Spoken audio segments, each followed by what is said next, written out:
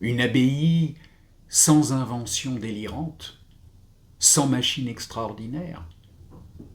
Léonard étant voisin de Rabelais, d'Amboise à Chinon, il n'y a que 70 kilomètres, l'ingénieur toscan aurait pu l'inspirer pour concevoir je ne sais quel aéroplane, fusée d'amour ou voiture amphibie. Il n'en fut rien.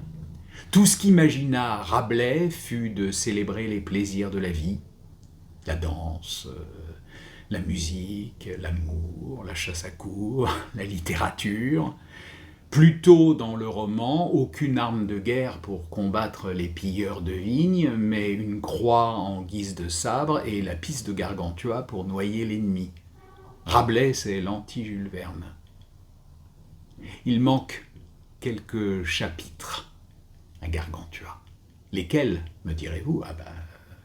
Des chapitres où aurait été racontée la vie d'un ou de plusieurs télémites, comme on aurait aimé connaître d'une façon romanesque à quoi ressemblait une année à Thélème. Imaginons un jeune homme, François, par exemple, et une jeune femme, Françoise, se levant le matin, quand bon leur semblait, puis rejoignant les autres télémites. Imaginons ce qu'ils voient, ce qu'ils ressentent, ce qu'ils pensent.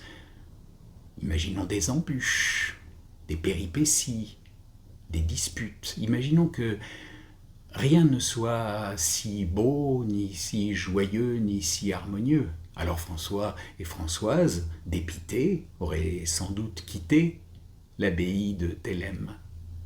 Que Rabelais n'ait pas voulu raconter la vie d'un personnage de l'abbaye est la preuve, s'il en fallait une, mais il n'en est nul besoin, qu'il était un romancier avant d'être un philosophe politique. De tels chapitres auraient souillé la beauté de Thélème en ruinant l'optimisme final du roman.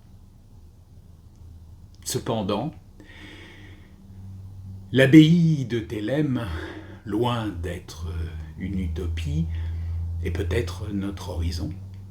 Si le monde continue de s'enfoncer dans la bêtise et le divertissement, il ne reste plus aux âmes sensibles, comme disait Stendhal, qu'à se regrouper dans des lieux clos et à cultiver, loin de la vulgarité ambiante, comme les télémites, la littérature, le jeu et l'amour, pendant que les foules descendront dans les ténèbres.